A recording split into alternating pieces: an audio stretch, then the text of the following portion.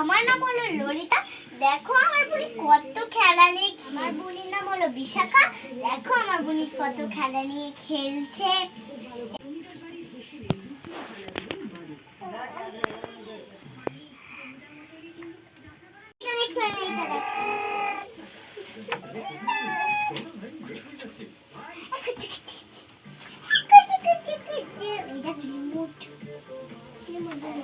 বলতো কে ফোন করেছে গো?